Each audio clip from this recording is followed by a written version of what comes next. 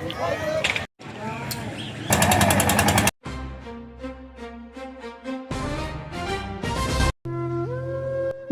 যেন থামছেই না, একের পর এক গ্রাস করেছে মানুষের বসতভিটা, ফসলি জমি আর জীবিকার শেষ সম্বল।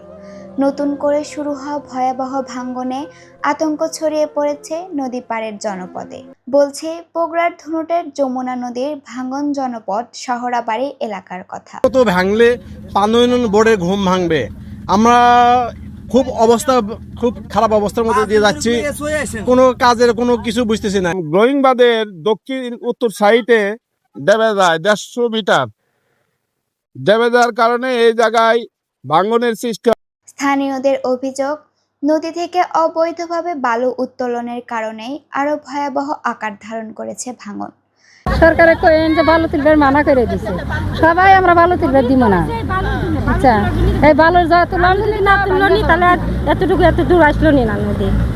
এই যদি এখন বালু যেদিন না তুলছিল এদিন আগে নদী ভাঙে নাই, এই বালু তোলার কারণেই তো আগে নদী ভেঙে যাবে। প্রতিদিনই একটু একটু করে বিলীন হচ্ছে মানুষের স্বপ্ন, স্মৃতি আর বহু বছরের গড়ে তোলা বসতভিটা। নদীর তীর জুড়ে এখন শুধু আতঙ্ক আর দীর্ঘশ্বাস। এখানে যে ভাঙছে, এখানে নিয়মিত কাজ হচ্ছে জিও ব্যাগ ডাম্পিং এর কাজ, সেটা আমার জানা ছিল, কিন্তু আকস্মিকভাবে যে ভেঙে গেছে এইটা জানি আমি। তখন ধনুটা আমাদের মিটিং ছিল 2টার দিকে, খবর পাওয়ার পর আমি ইউনো সাহেবকে অবহিত করি, এমপি সাহেবকে অবহিত করি।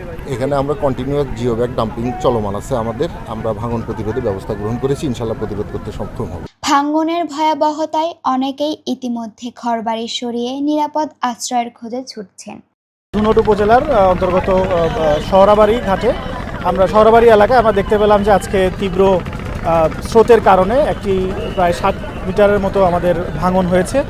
অবৈধ বালু উত্তোলনের সঙ্গে জড়িতদের বিরুদ্ধে আইনগত পদক্ষেপের সঙ্গে ভাঙ্গন রোধে কার্যকর ব্যবস্থা গ্রহণের দাবি এলাকাবাসীর। রোদেলা তানজিম নিধি, মানাস মিডিয়া। মানাস মিডিয়া, যা দেখি তাই বলি।